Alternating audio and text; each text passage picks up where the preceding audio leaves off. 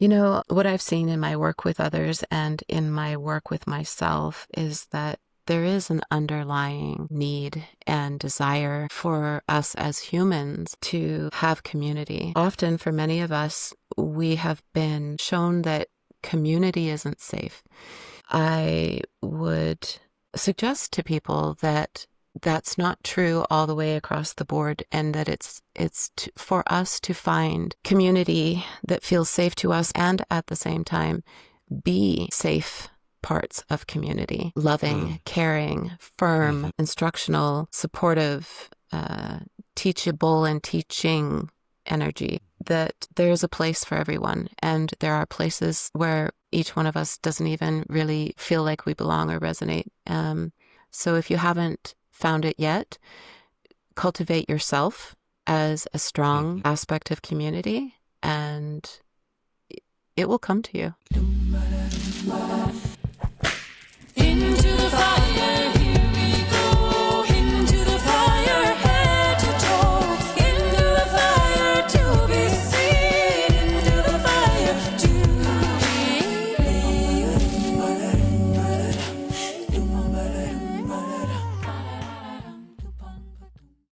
Hello, this is Mark A. Lewis. This is the Sacred Village podcast. I'm here today back in Enderby. I was away for almost 2 weeks. I went down to Edmonton, Alberta to participate in ceremony. One of my very close friends who I'm interviewing today, she joined me. Delving into the world of ceremony, I've spoken quite a bit about this for the first 8 episodes. I do see ceremony and spirituality as being foundational. The sacred village, that ideal community, that place that many of us are striving for, are, baby steps towards. There are obviously many aspects of what is required to create a cohesive and loving, connected community, one that's sustainable, emotionally, ecologically, physically. I do intend to spread out the canvas a little bit more in the future, with things like permaculture, sustainable living in terms of, how we do that in a physical way. I also want to delve into relationship and what's required, and with monogamous relationship in an intimate way, and how that extends into family. There's many topics, and I feel like I can talk to the person who you'll meet today on all those levels, and I believe we have delved into all those levels. Maybe less so on the permaculture, because we did meet in a spiritual landscape where I went to see her as a practitioner. She brought some beautiful medicine for my body. It was a medicine that was like I think it's referred to the vaccine of the jungle. And it was very timely. It came to me in a vision. So another spiritual aspect there. It came to me in a vision in a different ceremony, one that I was doing on my own, with psilocybin, with mushrooms. And it came towards the end of the ceremony that I was doing, where I was singing some songs, and there was a beginning and end, and I was just relaxing after.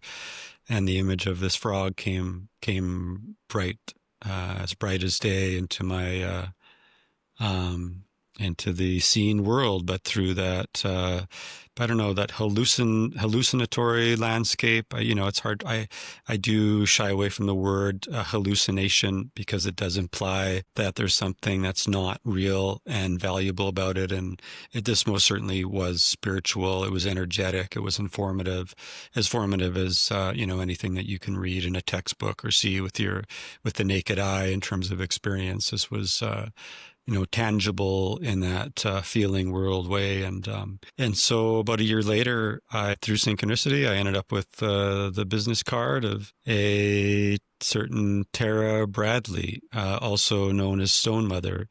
She's from the area that I live in the Salmon Arm, Enderby area, the North Okanagan. We hadn't crossed paths yet, and we connected, and I went out to see her. And I would say the rest is history, but, unless you know us well, you have no idea what I'm talking about. But in a way, the rest is history because we have forged a very close friendship. We do ceremony together. We've been guided to support each other's paths and supports the paths of others, and through ceremony and, getting together and cultivating community. So without further ado, hello, Tara. Hi, Mark. How are you? I'm good. And so Tara is actually, the technology won't allow us to do this, that I don't have, at least, to do the podcast in the same room. But otherwise we would have, because we're living on the same land. So she's about a 5-minute walk away. So it's kind of funny knowing that. And, I know that it's raining there. I mean, I know that for sure. But, how are things down in the cabin? How's life treating you, midsummer here? Yeah, you're right. It is raining also down here, a few minutes away from you. Yeah. This has been an amazing summer. Just living in this little cabin, doing the work with you, doing the separate work that I do also in the world. Just being able to have the company of the trees, the energy of the land, and of course the people, the community, ones that have already been formed and the ones that are forming. It's been beyond incredible. What can you tell the people out there who don't know you, who've never met you, about yourself, so they know a little bit about, your story and what this conversation, how it might unfold? Well, I have an earth-based spirituality, and the medicines that I work with and that I assist others with are plant-based and animal-based medicines, amphibian-based medicines, and also I suppose I would describe myself in a way as someone who walks with others on their path when they need and want a guide and a companion on that path. So that's something else I do as well. So you can administer medicine, you can hold space, while these experiences are happening, and then you can help with integration and the processing of what might be shifting for them. Yeah, and for more clarity, I do work with people who don't receive those particular medicines from me, and so I'm walking on a soul path with them without those teachers as well. Right. So, in a way, you're a coach or counselor, but you're working with medicines that come from before the age of the Western medicine, the age of industrialization, and the technologies that we're using today, which have a lot of benefit, but of course have limitations. And there's much from our past as human beings, culturally, and in terms of how we evolved, that has been forgotten about, that has a lot of benefit, a lot of use. Yeah, that's the truth. Yeah.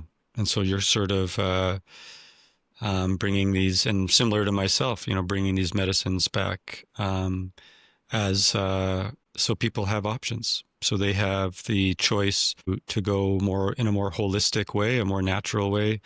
And not just, natural in terms of taking herbs and vitamins, but natural in terms of taking something that is very effective. And what I mean by that is that it has an effect, like it's useful, it creates change, it creates healing, but it also has an effect when you take it. Like it can be a very big experience. Like with the medicine that you served. Maybe you can tell us a little bit about that. I think that's a good place to start. The medicine that you served me, I think 2 years ago, the first time that you held space and were a practitioner of this medicine. Mm-hmm. Yeah. So, what would you like to know about it? Shall I name it? What are we doing with that? Let's name it. I mean, if you feel comfortable with that, I wanted to leave that up to you. Yeah, I do feel really comfortable with it. So the medicine that we're referring to, that one is Cambo, or some people say Kambo. And that is the medicine of the giant tree frog from the Amazon rainforest.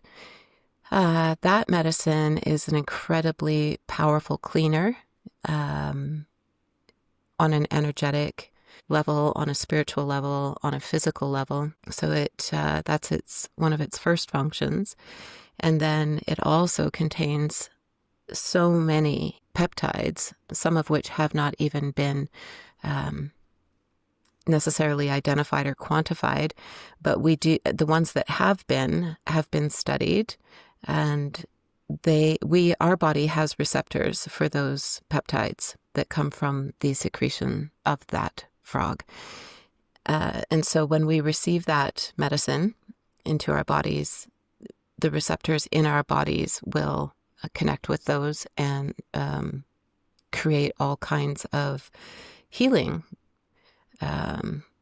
effects. And as you had mentioned earlier, it acts as, in a way, a vaccine where it strengthens the immune system. Spiritually as well as physically, it strengthens the immune system after the function of cleaning, or during the function of cleaning as well. So, and the effects of that medicine stay with us, depending on our metabolism, for up to 6 months.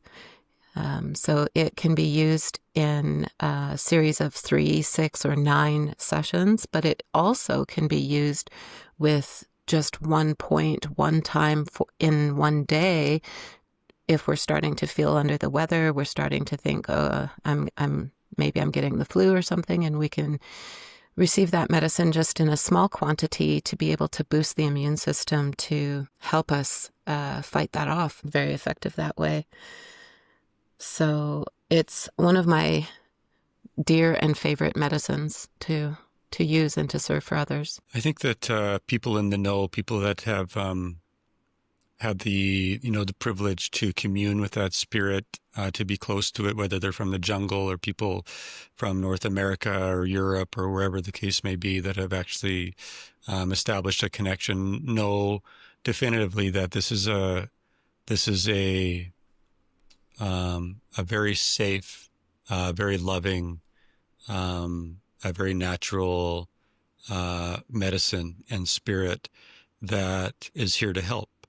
And it can clear ailments. It can clean out your system to prevent disease and emotional stress. I mean, would you add to that? What are your feelings about its its place here?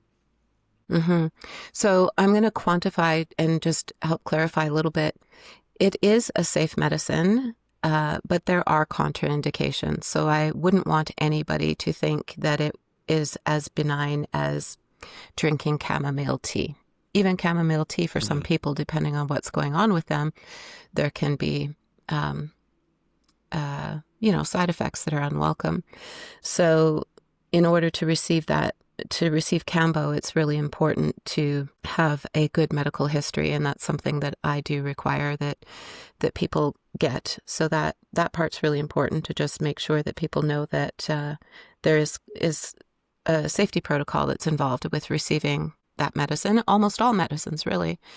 So saying that just as a caveat. And then what was the other part of your question? Just that it's, it comes with, it's a real blessing to be able to use it if, and I hear what you're saying, that, it is something, you are meant to be initiated as a practitioner in order to serve it in a good way. For me, that goes without saying, but I do forget that, for many people, they don't know. It might seem to them like this is an over-the-counter kind of deal where you just go and you order it online and serve it yourself with just because you want to get rid of an infection. And when I took it, it does have an impact. I had there's vomiting involved. You're drinking a ton of water and then vomiting all that water back up, and so you're purging intentionally as a part of the ritual.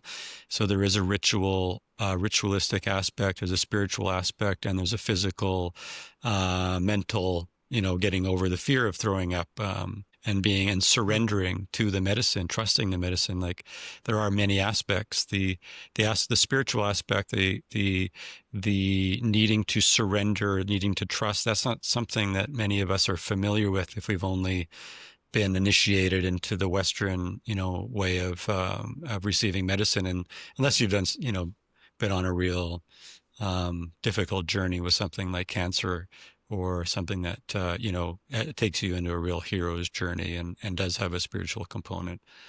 But yeah, I mean, how would you add to that in any way? Yeah. Yeah, it's very interesting because what comes to mind as you were talking about that, with one of the Brazilian tribes that I had the privilege of being able to commune with and sit in medicine with and receive further teachings about the Cambo from the chief of that tribe. That chief was traveling with a doctor from Texas. And the doctor sat with me knowing that I served Cambo, and we didn't have a language barrier like the doctor did with the chief of the tribe. And so he wanted to pick my brain a little bit about Cambo. And he said, I have seen incredible results. People having health conditions that Western medicine was not able to help with. And I have seen Cambo help with those things. He said, what I'm sort of fighting against a little bit is the fact that my medical training has created in me the perception that what I'm observing when somebody is sitting with Cambo is a medical emergency. You're talking about the purging, the vomiting, the how the skin changes color, how sweating occurs, heart rate increases, all of these kinds of things. He says, my training tells me I'm looking at a medical emergency, and my soul knows that what I'm looking at is healing. And so, and that surrender piece, not only do we have to surrender to the effects of the Cambo medicine, but we also have to surrender to the spirit, which you sort of alluded to. We have to surrender to the help that the spirit of the frog is offering us. And when we go into that as somebody receiving the medicine, we gain the benefits. And as a practitioner, you use the word initiation. So as a practitioner, there is a whole initiation to be able to serve that medicine, to come into allyship with the frog, and also what you went through with me, which was that full initiation, a certain amount of sessions, usually within the cycle of the moon, to be able to be initiated into that and receive that completely. And that does require that surrendering to it. And it is not something that us in the Western world are used to doing, the surrendering, the allowing. It's a pattern that I've noticed, what you spoke about around in terms of the perspective of the doctor, his training telling him one thing, but his soul, his spirit telling him another thing. That is one of, the tests of the colonized consciousness, the Western mind. There's a lot of privilege that comes with this of using science, of using nature, using technology, emphasis going back to using nature in order coherence and predictability, success in survival through a certain lens, like through the lens of it's not as bad as it was in the medieval days, right? It's, when we look at statistics of life expectancy, and we think about how far we've gotten, I don't know that anyone's really going, keeping track before the intervention that happened in that colonial construct, which would have happened thousands of years ago in some cases, and less so in others, and obviously has been like a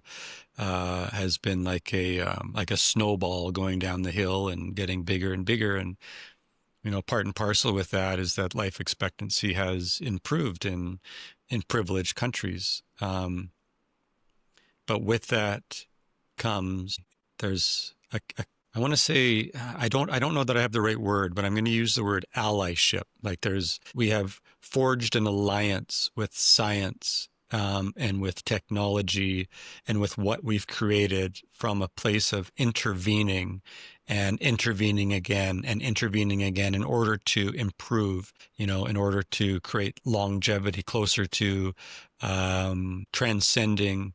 Every step is like this step towards transcending death, getting away from death. And so we have this allyship with this process, with this institution that is so tightly wound and so interdependent. The one is just so dependent on the other. It's become like this interdependent relationship where you feel like you need the other, that without, one without the other, there's only death and there's only suffering.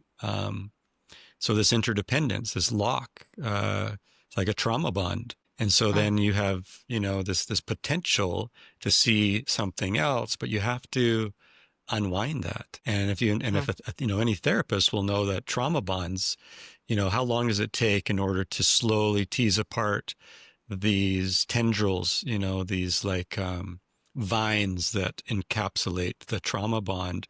It's the long game that we're talking about.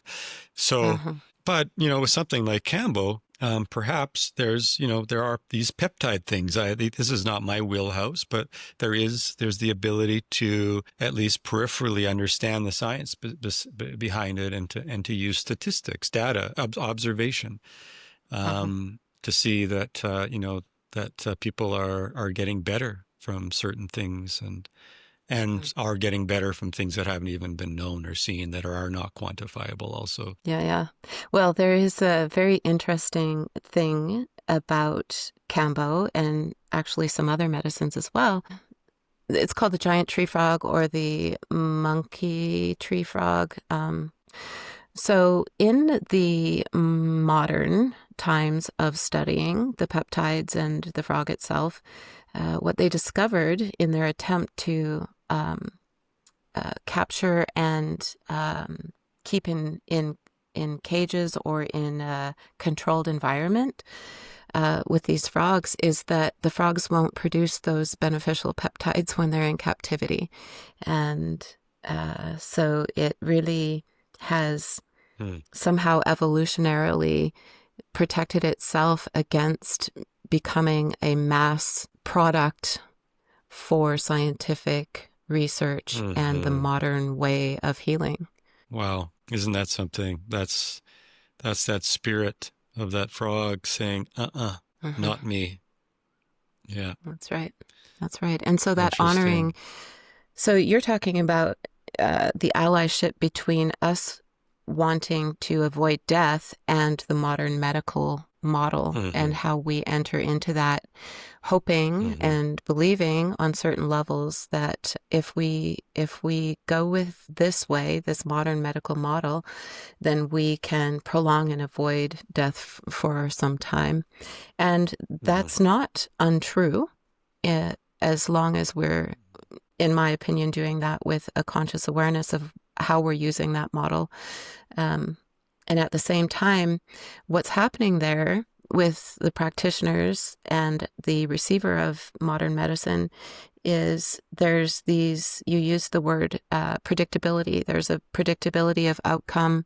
There's very measurable, if you take this much of this prescription, you're going to have this effect. And of course, there's outliers to that.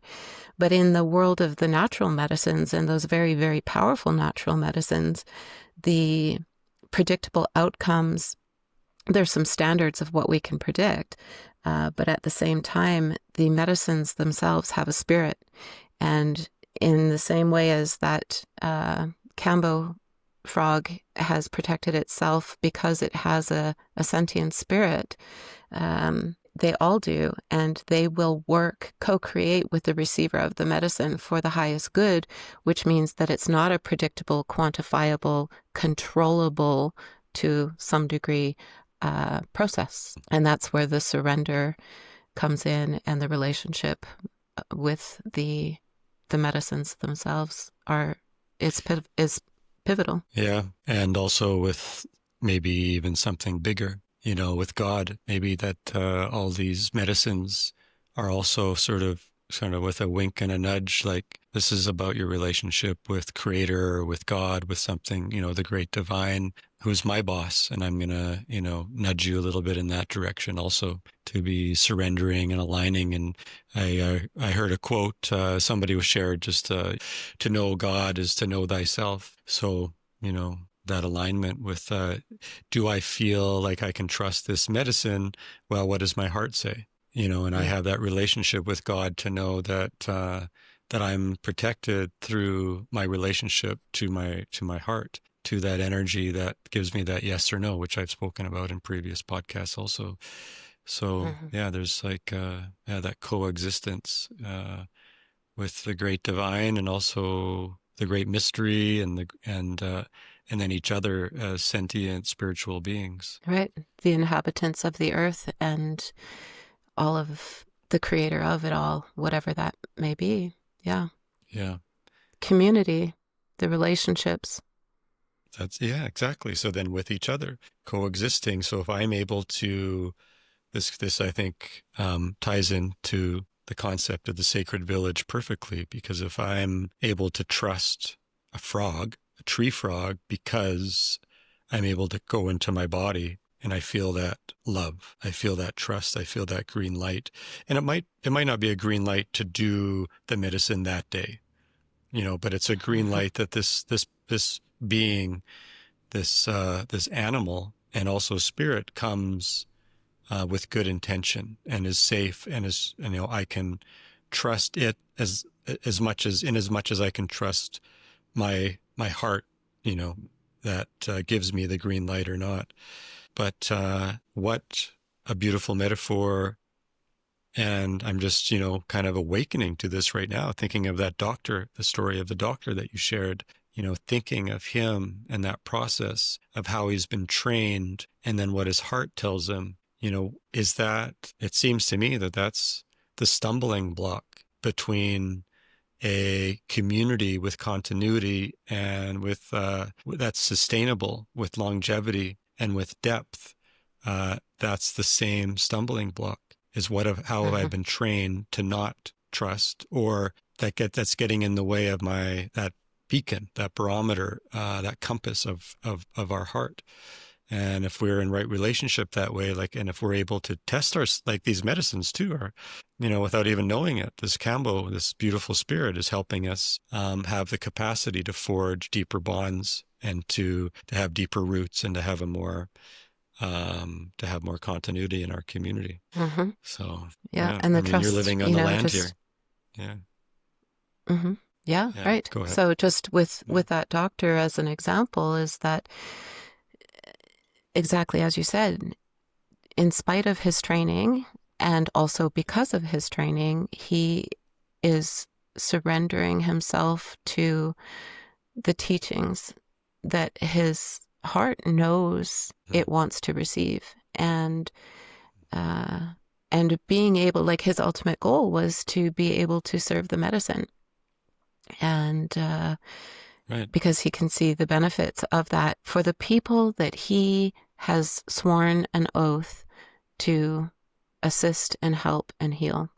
And Mm-hmm. he has found a powerful thing that when he comes into community and relationship with that spirit, he's going to be able to share that with his community. Yeah, that's a good intention. What a beautiful intention. And he's obviously connecting to his heart, and it's not, it's a process, and it's not, I'm going to go this way and I'm going to leave the other behind. It's not that way at all. It's embracing, coming back to that compass and responding to whatever is the right medicine for the right person at the right time. That's right. Yeah. And so those of us who carry a medicine bag that has multiple medicines in that, it requires a conscious awareness and a very deep listening to know Mm-hmm. uh, what medicine is right at the right time, and for the receiver of Yeah, that to also know that for themselves. totally. Yeah. And some practitioners, they aren't going to be as attuned to those whispers that the medicines are going to be sharing. But one hopes, and I think, for me, I've heard of practitioners that were out of alignment, but personally, I've actually never met one. I feel like, people that are a little bit earlier or aren't able to be as attuned to that, they just won't have as many tools in their medicine bag as, tools on the tool belt, so to speak. They'll just keep it refined to one thing that's maybe not as strong. But, there will be people who are going to test those boundaries and risk the well-being of others, inadvertently, most likely, more often than not, it will be unconscious.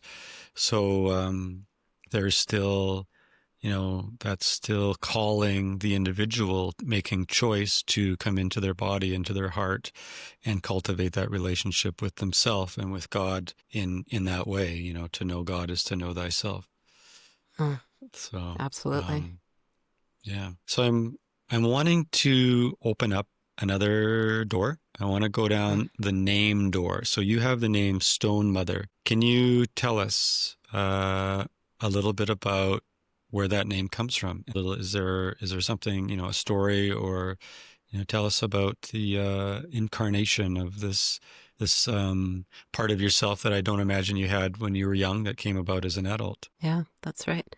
Although, well, not if, but I can see exactly from the time I was a very small child, Mm-hmm. my relationship with the stones. I think I chatted with you about this a little bit the other day, but I have, ever since I was a very young child, had a relationship with the stones, with rocks, with stones. Um, Not necessarily the pretty ones, the crystals that a lot of us really love to have and to look at and to feel, but with the actual rocks, and Mm. really deep one, deep relationship that matured as I got older, and became more refined. And so the stones and I were able to communicate on even deeper levels uh, as I matured. They are the most ancient aspect of Earth, and they are they're the slowest in a sense, right? Like stones are very slow, trees are faster Mm. than stones, humans are faster than trees as far Mm-hmm. as energy and development, and so the stones are really old and ancient and slow, and an excellent teacher for me. So that relationship has always been there. The name came when I was in a shamanic drumming journey. I was very, very deep into a theta type brainwave state, and there was a lot of visuals that came around the vision that the name came through. And there was a lot of stones, and they were speaking with me, and they said, "You are the Stonemother." And Mm. although I'm not as old as the stones to be their actual mother, Mm. I I have a strong sense of stewardship for them and with them as well. So yeah, it's there's a lot of depth to it, a lot of nuance. I don't know how deep Mm-hmm. you necessarily want to go on that because we're on the topic of names and there's a few. Mm-hmm. Yeah. Well, I want to go a little bit further into Stonemother. I feel like, with many indigenous traditions, they have the sweat lodge, and they use stones, they use fire to ignite the spirit within the stone. I mean, um, and there's obviously they're ancient. They've been around forever, and they seem to have the ability to tell us about where we came from, because they were there to witness that. And I mean our origin as human beings in terms of evolution, both physically and spiritually. Um, what do you think about that? Like, if you were to describe the wisdom that the stones or the rocks carry, how would you put that into words? Oh, wow. Um, hmm. Well, ask me that in a different way with different words, maybe, so I can be specific, because I could talk to you about how they speak to me. Uh, Yeah, let's do that. okay. All right.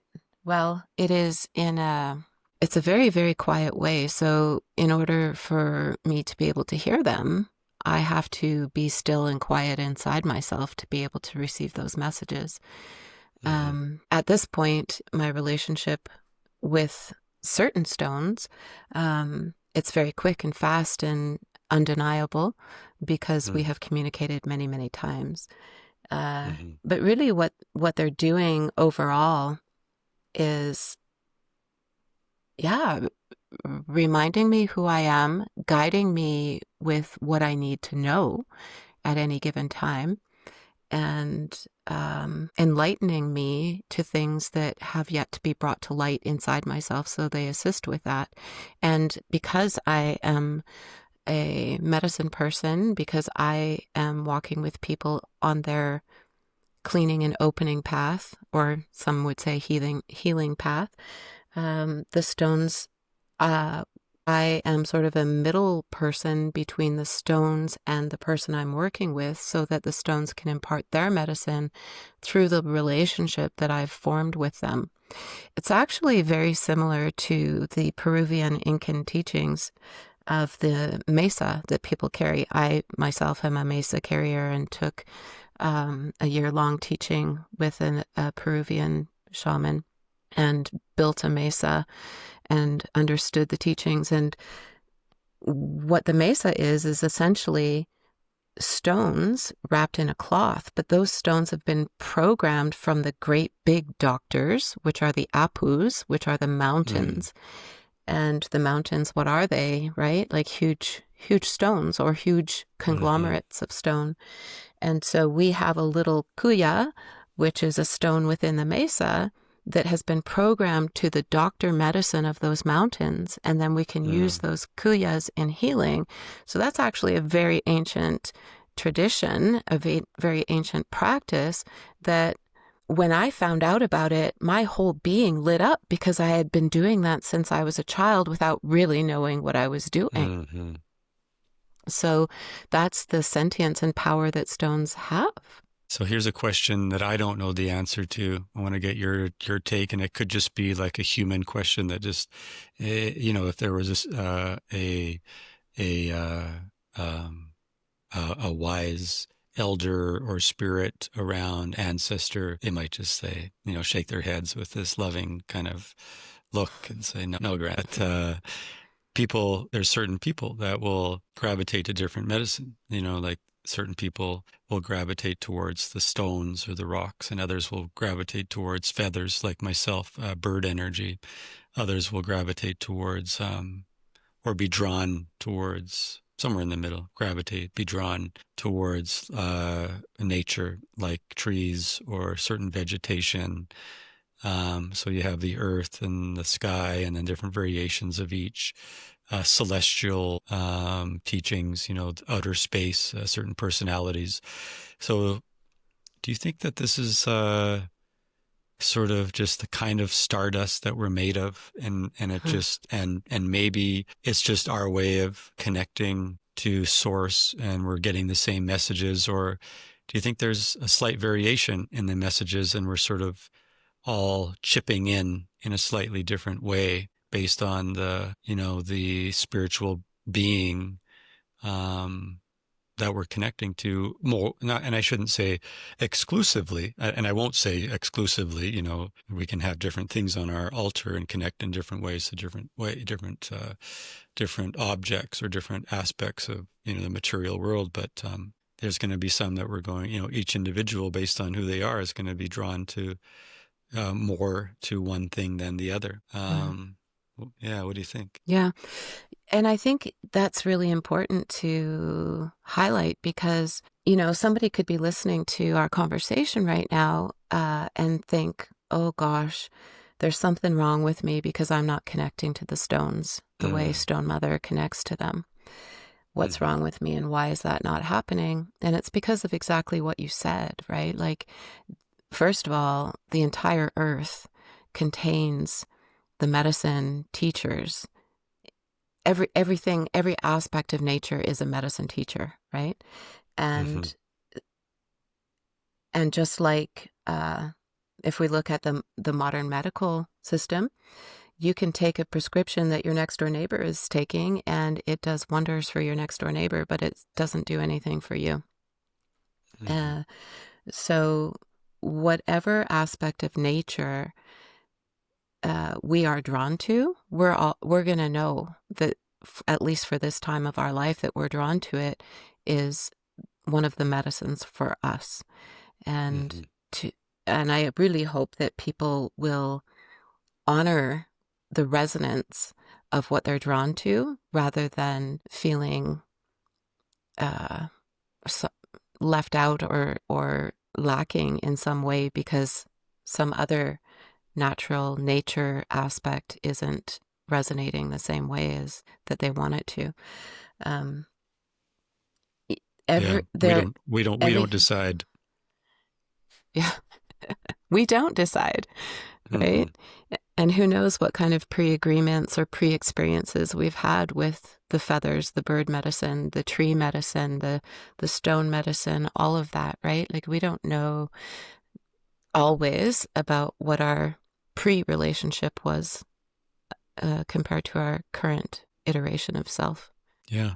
And then there's the human spirit co-creation, the of tradition that manifests over years, that's passed on by elders. And there are, these indigenous people that have been, on the land that we walk on in North America, that are keepers and, protectors of these lineages, these traditions, this, specific medicine, educate, knowledge that comes with the medicine, knowledge how to use it, how to connect to it, how to pass that on to your children. And as colonized people, assimilated people in our culture, I'll speak for myself. I never had any guidance that way. So I had to uncover this on my own through traditions that came from indigenous people. So, for people who are, and it certainly is a birthright to connect to these medicines, to these spirits, to these energies, where the whispers can come from. Um, what would you say is, what would be a helpful hint for somebody who's starting on that path? How would you guide them if they were to say to you, I want to figure out how to hear these whispers and I don't know how? Mm-hmm.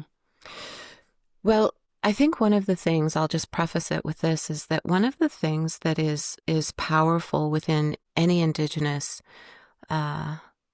community, all the Indigenous aspects in all of the parts of the world, is that there is not such a gap between who we were as part of nature and where we are now, really quite removed from nature. Mm-hmm. And so the valuable Indigenous communities that have retained to whatever degree that connection are going to have a deeper relationship than those who are more removed, right? And there's lots of things that remove us from our relationship with nature, with what we are. So that sort of preface first, and then when it comes to sort of more specifically answering that question about what would I say to somebody who says, I'm not sure exactly the words you used, but I want to be more in touch, I want to connect more, is to, first of all, I would say, excellent, because you're coming to yourself. And through nature, because we are nature, we're connecting with ourself. And the aspects of nature that have never forgotten who and what they are so ready and waiting for us to make that connection, to forge that relationship. And so it's about slowing ourselves down. It's about surrendering to how they communicate, right? How a tree communicates, how a stone communicates. And there's no right way. So this is the other problem that we face when we're removed from nature and we're looking at communities that aren't so removed, is we think that there's a very specific way to do it. And, you just said you regained your connection through very specific traditional practices and teachings. Mm-hmm. I gained my connection quite the opposite. It was me and nature, Mm-hmm. right? And neither one of those things is better or worse than the other. So wherever we can light up, whatever lights us up that gets us closer to what we really are, like I said, which is nature.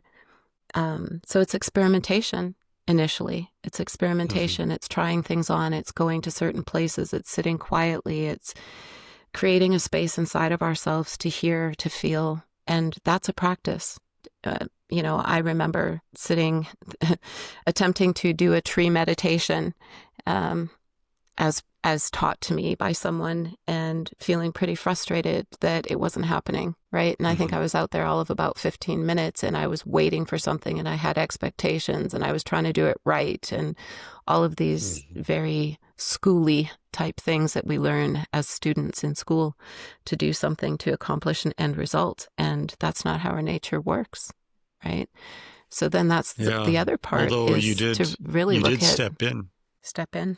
I was just going to say that, sorry to interrupt, but you did still take a step. So that was still seen. It was like you were learning. Just like every time we step into ceremony or into that path, there Yeah. will be a teaching that we'll get back, whether it's the teaching that, you got to sort of make some adjustments. I mean, every time it's the same teaching. It's just gradual in my experience. So, Absolutely. And just getting over the idea that we're doing it wrong, mhm. right? And getting so caught up in that idea that we stop trying. Yeah, yeah, totally. Yeah, it's like a baby step, direction and a baby step.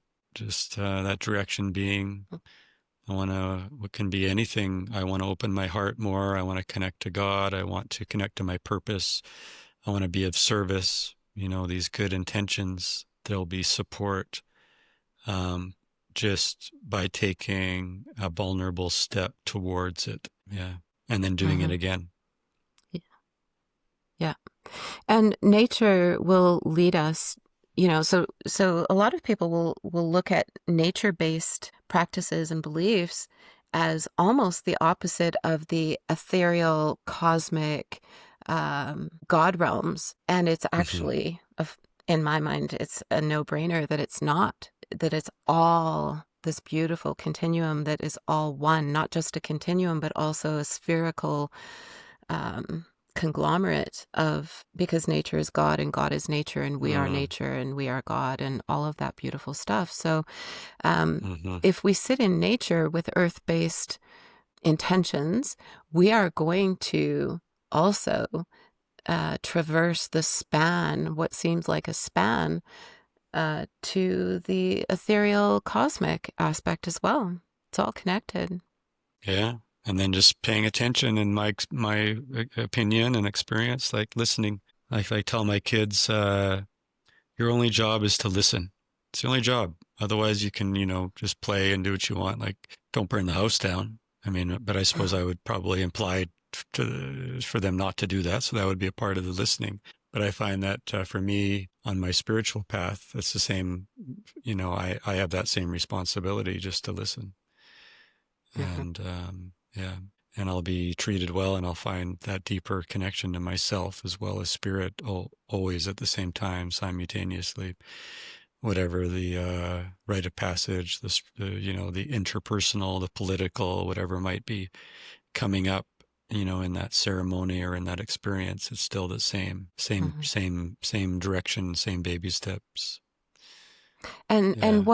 what is important also to highlight too is that when we say to our own children, as you just said, your only job as a kid is to listen, Mm-hmm. uh, that could be taken various different ways. So we also, with ourselves as children of nature, children of God, we also want to cultivate a wise discernment, right? Not just Yeah. listen to the instructions of others and do it robotically because that's what we heard, because that's what we were told, Hmm. right? But there is an obedience also that comes with that discernment and that listening. Totally. Yeah. And when I say that, all you have to do is listen. I'm speaking to counter will incarnate with my boys.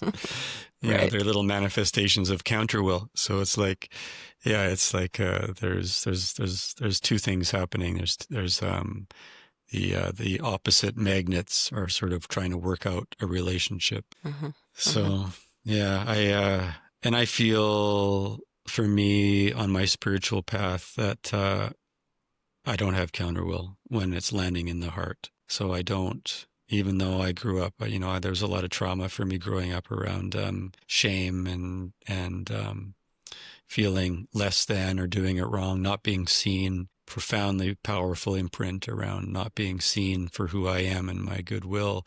I do feel like, that was defining me for many years because of the deep feelings of abandonment that I would feel around those in that context. But that, for me, spirituality, or at least when I pray or when I connect to, you know, the the spiritual, beings that are in support of me, my higher self, however you might frame that. Um, there's no counter will. It's such a salve for that, the pain that I felt, with that imprint. Hmm. But that's kind of the archetype that makes up who I am, or a big part of it, because I'm meant to be um, fastidiously, like very seriously, not dogmatically, but very very committed to this path. It's a part of what I'm meant to do on this planet. So it makes sense that those different aspects of being would be highlighted and would be nudging me in that direction. Yeah. That's one of the things that I have definitely admired about you is that you are a deep listener. You're listening to spirit, and you, when you get the guidance from spirit, and you get it a lot, um, you have a loving, willing obedience to do what spirit has told you, and you really stick to it. Like it as soon as you hear the message, you don't deviate from it. You you do wait for further instructions or if Mm. something changes, but Mhm. I really admire that about you. You're just so good at listening to spirit and staying dedicated to what you were shown. Yeah, it's just who I am. For me, like, what else are you gonna do? It's just a way. That's how I live my life in a good way. I just to Well, what be of else are you going to service. do? Well, counter will, right? That's what you Yeah. talked about, right? So, Yeah, totally. like a child, no, I have my own will, and because you told me to do Yeah, it, I'm going to do the opposite, and you don't have that in you, and that's really right. admirable. I certainly did with my father, which is so they are different things for sure. Sure, So, and I do sure. see that with my sons too. Yeah, but so yeah, it's an important distinction. I appreciate you, bringing that up, and thank you for the kind Yeah. words. And I'm sure there's somebody out there who, would be maybe questioning whether that's, the way to be. But not everyone's meant to be. Everyone's meant to, follow the beat of their own drum in a way. And, we help people as they get further away from what that is for them authentically, because they'll begin to suffer if they're Uh, not following, the beat of their drum. If we speak of the heartbeat being that drum, which is following God. So at the end of the day, you know what? It is exactly the same thing. It mhm. just comes in many different variations. So, Absolutely. Yep. yeah. And you're off path when you're suffering, That's right. or, because we get put nudged back into line, and suffering is a part of life. And certainly Right. it's not just being, off our path that creates suffering. Just the life experience of life comes with learning how to transform or transmute suffering into surrendering, which helps Mm. us go deeper into our heart and into who we are, and connects us to God in that deeper way, whether that's a metaphor for some or literal or somewhere in between. Mm. Yeah.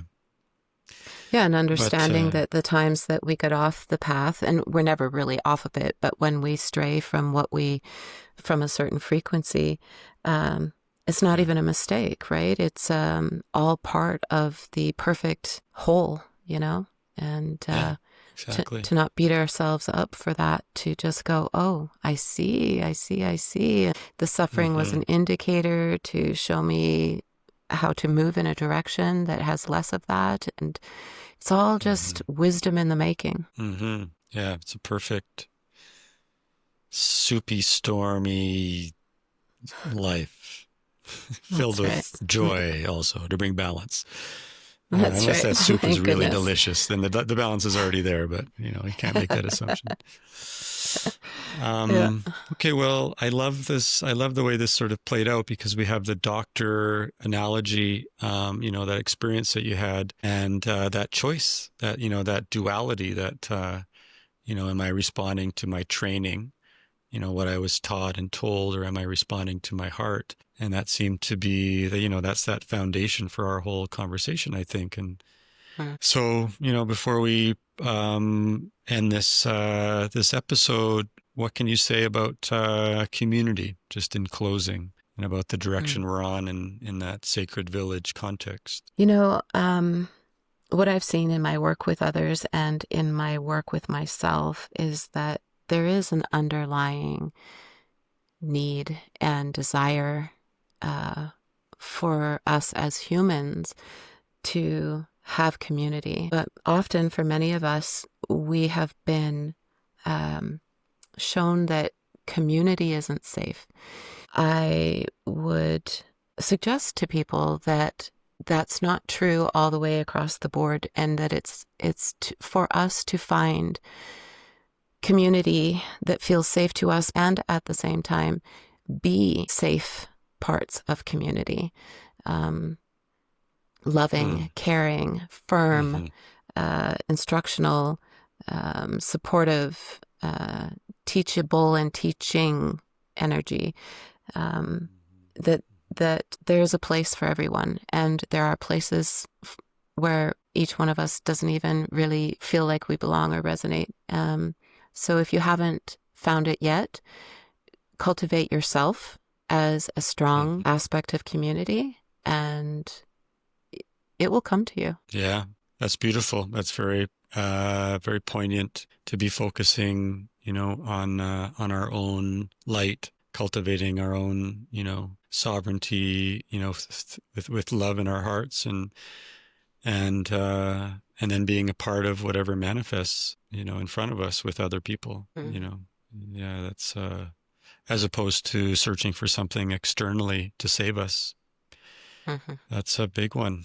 I find in relationship, where for myself, in like intimate relationship, a big part of the paradox was and the struggle was changing the direction from being external to internal, for fear of losing the external and what it did give me, but also, in the process of doing that, learning about what it really wasn't doing for me, what I wasn't getting from it, that I was continuing to look for and seeing glimpses of it, but confusing those glimpses with that feeling coming from the outside, and chasing that, Right.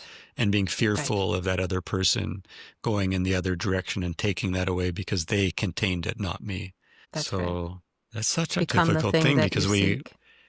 yeah. Well, for our first, whatever, 18, 16, 18 years, we are dependent on other people. So it's a big rewiring that has to happen. And, that is that spiritual path, is opening up to a different parent within Mm. ourself and within spirit, Yeah. transferring that, in that healthy way from the parent, and maybe that's, parent that didn't give us what we need. I mean, in all cases, that's going to be, true to some extent. Mm-hmm. Well, thank you, Tara Bradley Mm. Stonemother.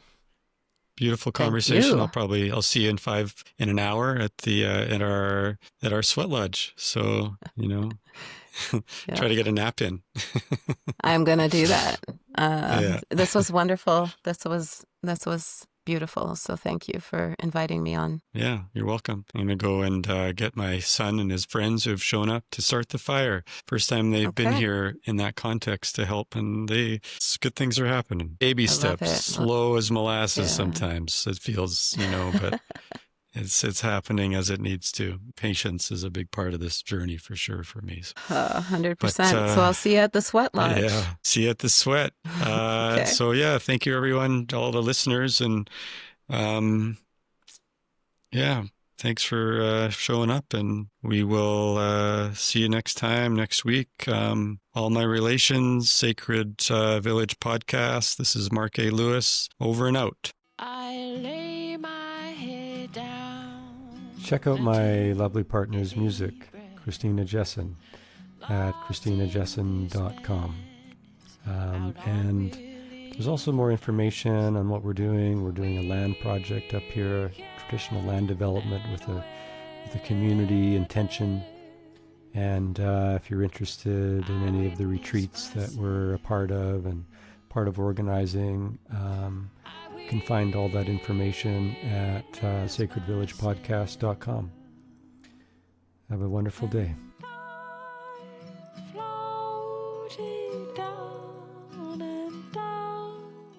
A feather I floated down and down, and I floated down and down like a feather